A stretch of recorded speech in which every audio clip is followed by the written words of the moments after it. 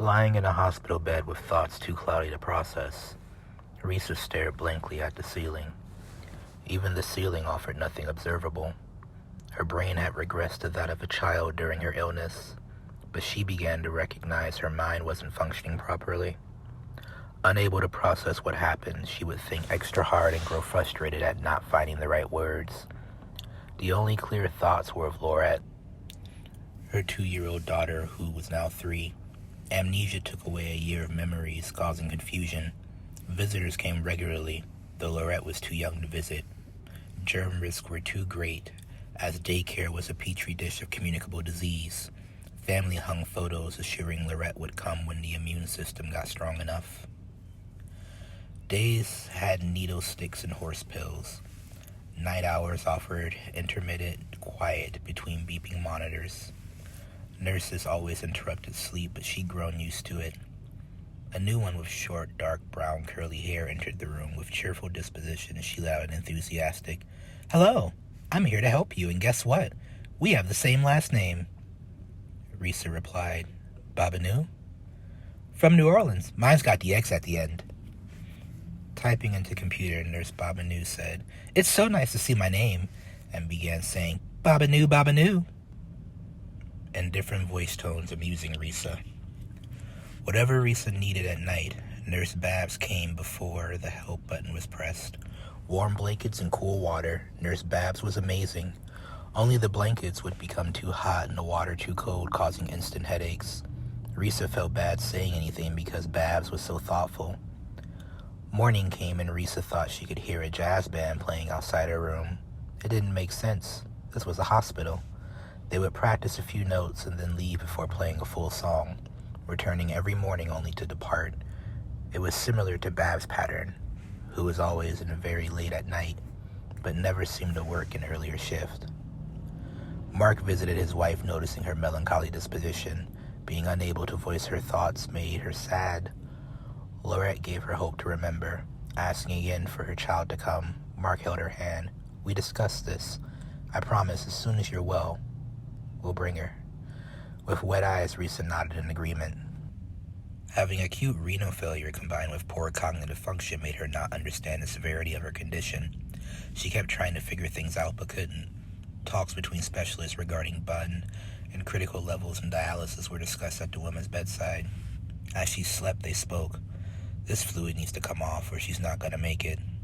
Risa heard every word and realized her life was probably over and wanted more than anything to depart on her terms.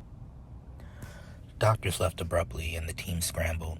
Somebody on the floor had flatlined. Risa saw an opportunity and began pulling tubes out body parts. Alarms went undetected due to resuscitation efforts. She got up and walked to the window and began to push.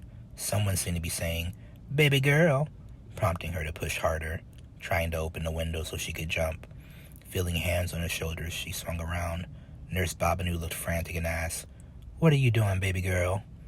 Partly embarrassed and partly sad from getting caught, she cried, "I want to die. I'm sick. I can't think. Nobody will bring Laurette." Collapsing with grief into the nurse's arms, she gently soothed Risa, walking her back to bed.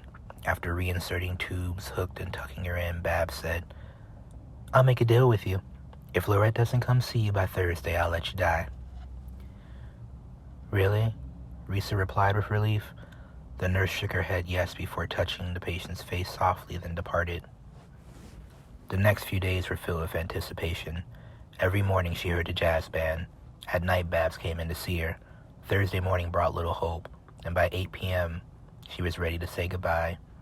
Her door cracked open slightly, revealing Mark with his finger over his lip, as if to say, "Shh." He came in with a small child wearing a face mask. Lorette had finally come. Crying tears of joy, she told Mark he'd given her the greatest gift. As the night grew darker, Nurse Babineau came into the room. Looking sad, she told the patient, "I'm here to say goodbye." "Where are you going?" asked Risa. "I'm going back to New Orleans." With a soft half smile, Babs took off her stethoscope and looped it across the back of her neck, holding each side with her hands, and exited the room for the last time. Morning came with sunlight, and no jazz band played. The morning nurse had come in to check on her when Risa said, "Sorry to hear you're losing Nurse Babineau." "Who?" asked the nurse. "From New Orleans." "We don't have any nurse from New Orleans." Later, the doctor came to tell her that numbers were improving, and they felt confident that she would make a full recovery. After her release from the hospital, her husband booked a cruise leaving from New Orleans.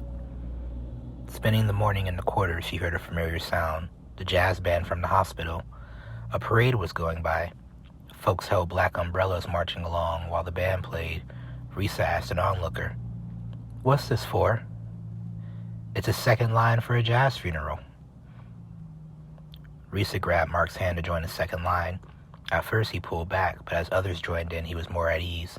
Despite the parade route, she looked to her left and saw Babs walking up in her hospital garments and began waving. Risa's face lit up, and she smiled and blew a kiss before mouthing, "Bye."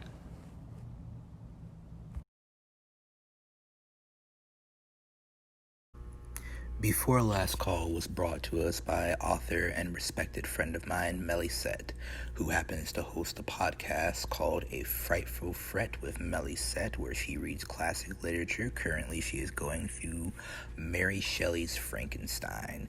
Here below, I have listed the places you can listen to her podcast, which is Anchor, Apple Podcasts, Breaker, Castro, Hyphen Podcast Group, Overcast, Pocket Cast, Radio Public, and Spotify. You'll also see Miss Melysette's Patreon, where you can help support your favorite authors, because it helps us create the content that you have come to love. She's also worked with the Louisiana Anthology. I've listed their page here as well. You can check them out for any of your favorite Louisiana authors or your yet-to-be favorites as they conduct interviews with authors throughout the state. You'll also find the Louisiana Anthology cookbook for some good old down-home Southern classics. Again, thank you for tuning in to another episode of D.L. Holmes Presents. Join me next week when I'll be telling you another tale.